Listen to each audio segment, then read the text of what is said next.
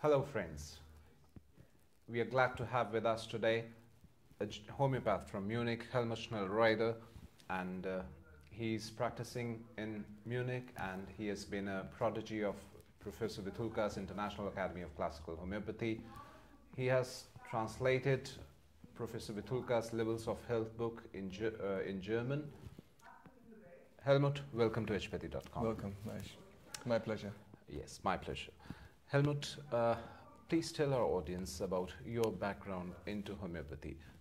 I know that you were trained in traditional Chinese medicine and acupuncture before you took up homeopathy. Yeah. What led you to homeopathy? Actually, a friend of mine whom I had studied with introduced me to a class, and he said, listen to this, it might be interesting for you. I was practicing, as you said, as a traditional Chinese acupuncturist at that time. It was in 2007, 2008, around that time. And I went to a class and I immediately was touched by this. And, you know, I didn't have to go into Chinese culture and Chinese characters. I could read it all in German, yes. You know, because it's, of course, by Hahnemann.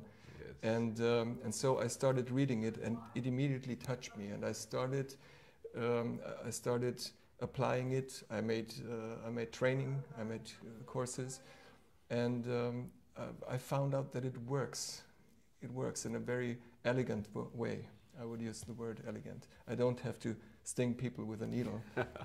And yeah, that's how I came to homeopathy. So what was it about homeopathy that really touched you? It goes very, very deep into the organism. It's not only that you fix the body, like you drive your car to the mechanic and you fix it. It's like you consider the whole person in the same way as you do it in Chinese medicine. You know, you have the mental symptoms, you have the emotion of the patient, and you of course also have physical symptoms, but you see the organism as a whole in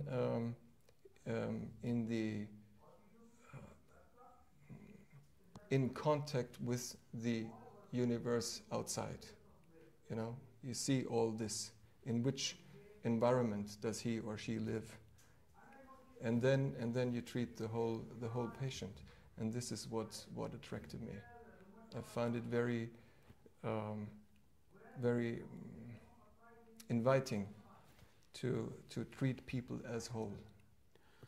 There have been people who have been able to associate the traditional Chinese medicine with homeopathy, the concept of yin and yang with the vital force, and people feel that there is a lot of similarity in the underlying philosophy because both are energy medicines. Even in the yesterday class, Professor Vitulka said that acupuncture is a system of medicine which is very close to homeopathy because it works on the energy level and not on the material plane. Yeah. What are your thoughts about this? We talked about, we were talking with each other before, and we talked also about meditation and methods like this. And now I take a concept from India, the concept of samskara. Yes. A formation in our system, yes. You know, that was built there and that leads us to react in a certain way. It builds our character, if you want. And homeopathy and Chinese medicine, they both go to the same place to resolve, to loosen up, to open the samskaras, and the person can digest this. You know, it goes very deep into the organism. Is it understandable the way I'm saying it? Maybe you can elaborate a bit more for our audience. Yeah, sure. We're working on, as we said, on an energetic field that has been built in our organism. We cannot locate it. We don't know where it is. It leads to our character formation. It leads to the way we react to the world outside. We interact. Some of us are aggressive. The others are shy. Some are jealous. And these are the layers of samskaras that are in us. And both methods, homeopathy and Chinese medicine, they try to, now I'm missing the word in English, they try to loosen this up, to digest this and make the patient free free from suffering. Freedom. Freedom. It is freedom, like Professor Yes. Vitulkas teaches us. Health is freedom. Yeah, it's freedom. You become free on the mental level, on the emotional level, and finally no pain, or as little as possible on the physical plane. And this is what attracts me so much about these systems, that you bring a person to health, even if he might not get healthy on the physical plane totally, because because the pathology is severe. But you still have someone lying in bed, and he can talk to his family because his mind works. He's healthy. His heart is healthy. People can come and ask him things, and he'll help them. Look, from my experience, do it like this. Even if he's severely sick, and in other fields of medicine, they would try to fix the patients, not looking at this. And in the end, you have a deeply sick individual that's still running around, making business or whatever. But it's to society, maybe it's not a big help. Okay. Yeah. One of the questions that we often get from many patients is that can we use traditional Chinese medicine like acupuncture and acupressure or Reiki and other energy forms of medicine with homeopathic treatment? Since you are trained in both, what is your opinion about this? Can we use acupuncture, acupressure along with homeopathy, or ideally we should refrain from mixing the two things together? Yeah. First of all, I have to say I have studied 4 years, so I'm a beginner in Chinese medicine. It's like in acupuncture, and like in homeopathy, 4 years is a beginning stage. I'm not a professor of Chinese medicine. Anyway, I would not mix them because they're working on the same field. Yes. Maybe you give a homeopathic remedy and you have the initial aggravation, and if the patient goes to the Chinese medical doctor next day, he finds the symptoms and he works on the symptoms, which we have as an aggravation. So we work against each other. So like with osteopathy, for instance. So I would not mix them together. What I have found out in my practice, though, is that if people have gone to Chinese medicine, they had a number of acupunctures that strengthened the organism, and you apply a remedy afterwards, then the organism can deal with this remedy in a better way. The aggravation is less and things like that. But I would not mix them. I would not do that. What we could do, what I could imagine in homeopathy in the future is that we take concepts of Chinese medicine that are based on 3, 4, 5,000 years of experience and use them for our knowledge, because they have a very good idea of what is weakness and what is strength. Or does strength come? It looks as strength as an excess. For instance, excess of heat in the body. It looks like there is too much heat. Climacterium, women. Yes. It looks like there is too much heat. Actually, it's not too much heat. It's the cooling system is too weak, and that's why the heat comes up. So we work on strengthening the cooling system. And these concepts, we can learn from them. Yeah. Okay. Another thing that I have seen is that homeopaths are in general very much more inclined towards spirituality. Yeah. I know that you yourself are into Zen principles and Sahaj Marg. Yeah. How do you relate these spiritual principles with homeopathy? Are you able to identify the underlying feeling behind homeopathy with the spiritual principles that you practice, or we should keep the principles of spirituality separate from homeopathy? We should treat homeopathy just as a medical science.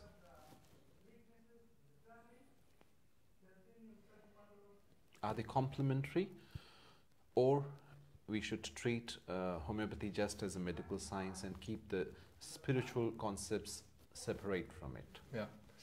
I think that the spiritual methods, concepts, should help us become complete human beings.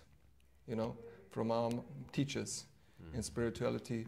They have maybe overcome the problem of living and dying. For them, dying is not anything to fear anymore, and in this way they can approach life in a different way. Even if they see someone deeply suffering, they themselves do not suffer, and still they can help. Because of this, they can help.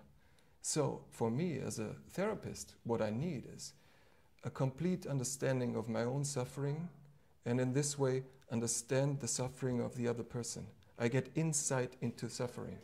And at the same time, I become able to approach this suffering. I don't need to run away anymore. I can touch it because I have trained to get in contact with this suffering.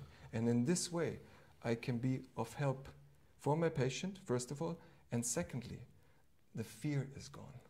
Yes. The fear becomes less. I can be really helpful. What you often see, if parents have to treat children, if mothers have to treat their children, even their pet, they cannot really help because they themselves are afraid. They're too close. They're emotionally too close. Yes. And we as therapists, we cannot get so close, and yet we have to feel the suffering. I want to use another example. If you have a singer, and if you have an Schauspieler, an actor can go into the role so deeply that while they're making the movie, his voice starts to break. Yeah, he's totally authentic. Totally. Yes. The singer cannot do this. Even if he sings in a dramatic opera or something, he has to stay a little bit apart in order to let the voice function. Yes. Yeah. And I would compare this with the therapist and what the training gives us in the spiritual training. Yeah. It makes us complete human beings who see the suffering within themselves, understand the suffering outside, and have the strength and the possibility to approach it. That's a beautiful answer. What I understand from it, that the spiritual principles help you understand yourself better. They help you complete yourself as a human being. They take the fear of suffering away from you. They help you understand the suffering of the patient better, and they remove the fear of the suffering of the patient also. Yeah. And they help you work as a better counselor to the patient. Yeah, absolutely. And that's wonderful. And here comes also homeopathy. Yes. If you're in the interview, if you're able to deeply feel what the patient feels, similarity takes place. Yes. Sometimes patients, they hang up the phone, or half an hour later they call and they said, already talking with you gave me relief. That was already similarity, touching each other. It isn't, most of the times it's not enough. You need to have a very, very healthy patient in order to make him healthy through this placebo, which is not a placebo. In psychology, we call it Rogers' 6 core principles. And really? One of the core principles is called empathy. Yeah. This is empathizing with the patient. Yeah, absolutely. And once you are able to empathize with your patient, it's not sympathy. No. Sympathy is just caring for others. Yeah. Empathy is understanding the patient as they are. Yeah. Understanding their pain. Yeah. Understanding the situation, and then treating it objectively. Right. So, yes, that's wonderful. Now let's come to the homeopathy. Yeah. From being trained in Munich Yeah. With homeopathy, what led you to the International Academy of Classical Homeopathy here at Alonissos and to Professor George Vitulkas? Very short answer, I was dissatisfied. It was not, the information I got was too shallow. It was too shallow, and it was, for my understanding, not open enough. It was an extreme position of homeopathy, like, forbidding people to use Western medicine. This is not what we want. We are not close. We are not a sect in the Western sense. Yes. Yeah. We are open, and we help our patient. And if we see that my knowledge is not enough, my skills are not good enough, then I tell my patient, please go to someone who can help you, even if it's not homeopathy. We try to save lives, don't we? Yes. Yeah. And yet, as a homeopath, I want to become so qualified that I can treat at least what Professor Vitulkas demands from us, 80% of the patients in a good way. But there are patients whom I cannot help maybe, and then I need to be open and send them to other specialists of other fields. That's true. Yeah. Everyone has those patients. Yeah, right. Yes. So I was dissatisfied, and I was sick myself and could not be helped properly. And then I was looking, where can I go? And I found the International Academy. Thank God. Thank God. And in this way, I'm very hopeful that I'll become a good homeopath. And what has been your experience like with the academy and the teachings of Professor Vitulkas? In the beginning, I was shocked, of course, because I came here and the level was so high that I thought I had studied for 2 or 3 years and I'd come here and I'm able to follow, and I wasn't. You know, I had to like start from the beginning and just get new information and put it together and forget some of the other things. So the level is very high here. It is an international level. People are coming from all over the world, from India, from the United States, from Australia, from South America. They all bring together their experience. And it's a very high level of teaching, along with the insights that Professor Vitulkas shares with us. You know, he has brought up the levels of health that we can find our way, and in this way, it is challenging. Tell me more about the concept of levels of health as you perceive it. As I perceive it. The levels of health are a roadmap. You know, we all have patients in our daily practice where we treat the same kind of disease, and in one patient it works and in the other patient it doesn't. Although it looks the same. The one is easy, you give one remedy and it works, and the other one you give a remedy and nothing moves. And the levels of health tell us why this happens, because patients are on different levels. They might have the same diagnosis, let's say asthmatic bronchitis, but one patient has a very clear pattern of symptoms. You speak with him for half an hour and you get symptoms and you can apply a remedy, and the remedy acts in a logical way. Logical as we understand it as homeopaths. All symptoms come up. And the other, for instance, and the other patient, you give a remedy and, as I said, nothing moves. Why? Or you give a remedy and one patient very quickly develops an acute disease and the other one doesn't. So this is the first question. The second question is, when do I treat this and when do I not treat this?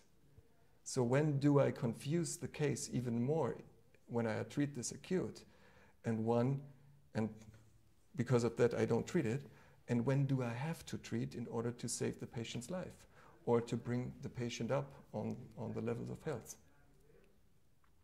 Okay, that's wonderful. So it helps you get the prognosis. Yeah. And it helps you manage the case. Absolutely. That's okay. That's very good. And what motivated you to translate the book in German? I read the book and I thought immediately every German-speaking colleague has to have this knowledge. In the beginning, I only thought of colleagues. Now I'm thinking of people from other fields of medicine. I think Chinese acupuncturists should read it. I think medical doctors should read it because it gives you an idea how the organism reacts and how to handle these reactions. And and I just started. You know, I didn't have the academy ask me or something. I just started translating it. I sat down and translated it.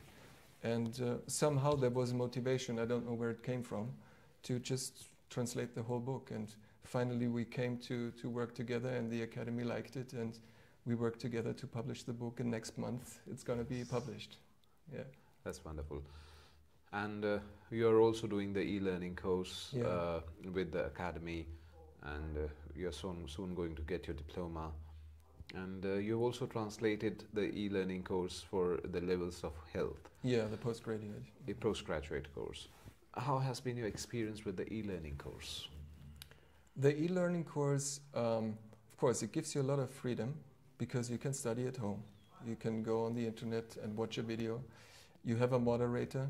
Eric van Boonsel is the moderator. You can ask questions, and you can always come here to the academy. So for one group of students, this is a very, very useful platforms. Other people might prefer to go to classes and to have teachers in front of them, which is also possible. We have this in Germany. And one group of people can just do the internet course. And I would say it broadens the access to the course. More people can come to this, to study this knowledge. Great. So what future you see in homeopathy for yourself and for the homeopathy in Germany? Two different questions? Yeah. You can answer that in parts. Okay. Okay. Homeopathy for myself, I'm very reluctant to use the word profession because I don't think it's a profession. I even don't think it's something we should earn money with. Okay. I feel because it's a gift. Yes, it's given to us, and we just we help someone, and all of a sudden we get money for this. Okay, it doesn't work in another way, so I'm earning money with this, and it makes me very happy. Yeah. Often therapists say that they are therapists because they want to help other people. I think that is a trap. This is one of our last trap as social workers or anti-war people or therapists. We work because it makes us happy. Yes. Yeah. And it makes me very, very happy if I speak with a patient and the remedy becomes alive inside of me. I don't know how it happens. I studied before, and then he tells me symptoms, and the remedy comes, and I ask and ask and ask, and I give the remedy, and this patient is better. Yeah. This is why I'm doing it, and this is why I want to go on. I think everyone who is into homeopathy is doing homeopathy just because of it. Yeah, I hope so. It gives so much happiness to see patients recovering, absolutely, becoming better, becoming more whole. Yeah, absolutely. Yes. And it's our happiness as well. That's so right. And as far as homeopathy in Germany is concerned, I want to help with my work, which is absolutely not completed yet, to lift homeopathy on a level little bit higher. All over the world we have the problem, I think, that homeopathic remedies is sold to everyone. You can just go to a pharmacy and buy homeopathy and feed all the people around you with globules. Yes. This brought the level very low. Yeah, very low. So we need to lift this level, and I hope that we can establish with the teachings of Professor Vitulkas, especially with the levels of health, with the teaching about materia medica, all this knowledge. I hope we can establish a level that also the homeopaths themselves feel that they have to have this expertise. It has to come out of us.